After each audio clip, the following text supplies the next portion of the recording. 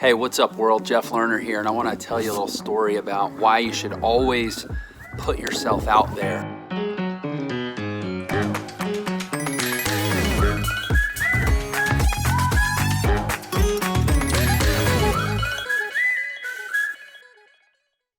Gosh, maybe 4 months ago, I was on Facebook, and I saw a guy that I know that I'm pretty decent friends with. I mean, we're certainly close professional acquaintances. And he was talking to someone else who, it was obvious from the conversation, they were chatting in a comment thread, and it was obvious from the conversation that she was his PR agent.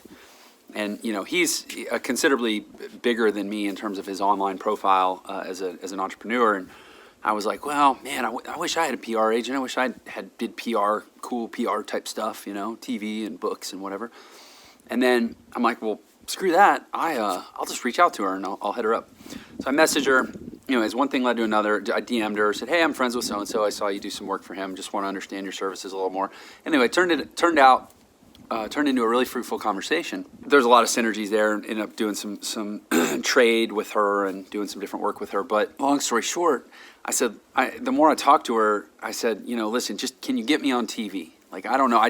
I want to be on TV because if I can get on TV, then I can get footage of being on TV, and then I can use that in all my videos, and that'll start to differentiate me. Because you got all these internet marketers, internet guys that are taking videos in their car, at their house, or by the pool, or whatever. But we still live in a world where it's like, oh, only certain people get on TV, right? So I was like, I don't know, whatever my reasoning is, pitch me as an expert, like just get me on TV. And so then I said, I'm going to go on TV, and ended up having to pay to get on this show, and it was a mid-morning daytime TV show in Las Vegas, and people were like, I remember telling some people, they're like, well, who watches that? None of your customers are watching, TV, like local affiliate, network affiliate TV in Las Vegas in the middle of the morning. And I was like, I don't care. I just want to be on TV. I want the footage. So I go on TV. And here's the thing, I knew that if I could just get on TV, that I would do well. And I realized as I was talking to a lot of people that what they were saying is, well, there's no certainty of the outcome. You might just go on TV and nothing happens, and then it will have been a waste of time. Or, what people aren't saying is, oh, that sounds scary. And so if you don't know exactly why you're doing it, why would you put yourself in that risky position? What if you screw up? What if you look dumb? What if you don't have that, don't have the right thing to say or the right answer to the question? But here's the thing, I knew I would do well. I knew it because I've prepared for it.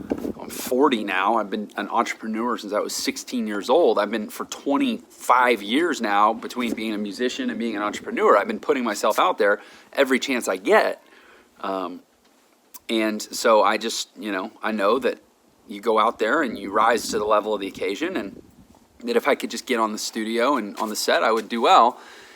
And I didn't know what would come of it, but I've just trained myself and learned from experience that you put yourself out there, you say yes to things. So anyways, I go on this TV show, and I don't know, I did some Google research, and it's not like a big show. I mean, it's not like there's millions of people watching or anything. And I'm in the waiting room before I go on, and there's like a lady in there with a little basket of flowers who is here for like the Harvest Festival or something, and she's going to show her fresh fruits. And there was a lady in there who had a one-eyed, I don't remember if it was one-eyed. No, I think it was zero-eyed cat. It was zero-eyed. It was a blind cat, and it was like an animal rescue lady. He was like, I have my blind cat.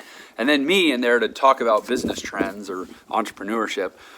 And even at backstage, I'm like, it's local TV, man. It has a little bit of a dorky feel. There were some guys there from a car dealership to say, we got, clearance, cleared off the lot, $1,000 off MSRP. Come on down to test drive a, Pontiac or whatever. Do they still make Pontiacs? I think they got rid of Pontiacs.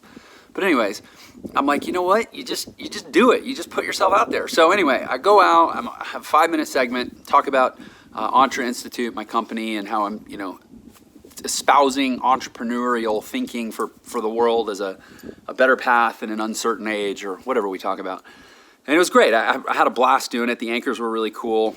And we had actually a really good conversation. But here's what's come of that. There's one appearance that I paid for in, mid-morning local television when theoretically, supposedly no one is watching. None of my audience is watching, right? Okay, here's what's come of that. So I did well on the segment, and never mind that I've used the footage now. I've spliced it into my intro, and I put it out all over the place, and I use it to rebuttal people who are like, oh, this, Jeff, you can't trust what you read on the internet. And I'm like, yeah, but you can trust what you see on TV. And I send them the clip, send them the segment, and they don't know.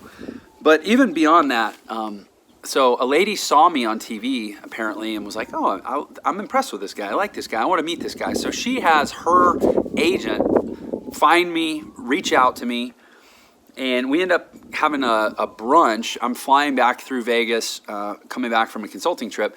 We end up going to brunch and really hit it off, this lady's agent. And so from this one TV appearance now, this agent has ended up introducing me back to her friend who's potentially going to become a client. But beyond that, introduced me to her other friend who's got big connections in Asia, in both Europe and Asia. And now we're working on a deal. She said you would be a hit in the Asian market, in certain countries in Asia. You can probably guess which one, like the big one.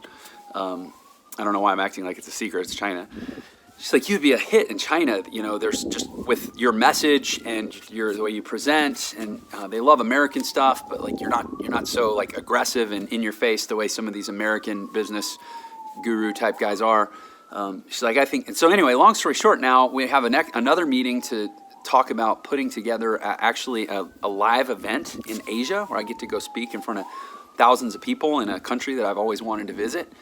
All because I went on this local TV show that everybody said, why are you doing that? Like it's local TV, your audience isn't out there. I'm telling you, man, just put yourself out there. Who are you? Unless you have $1 billion+ and every single item on your bucket list already crossed off and then some, and every dream come true, and even dreams you couldn't even dream have come true. Like, unless your life is just so fulfilled that, oh my gosh, what's the point? I should just die.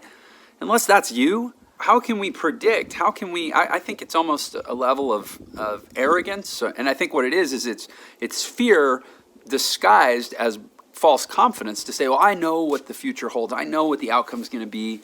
I know if this is going to be a good move for me or not, so I'm going to say no because I know that it's not going to be worth it. You have no idea what is going to come of it. This is, the night that the police got discovered in a club. I think there were 3 people in the audience, all standing at the back of the room, basically. And I used to play gigs as a musician. If you're on stage and there's only 3 people in the audience and they're all at the back of the room, it looks like an empty room because of the lights. You literally can't see anybody out there.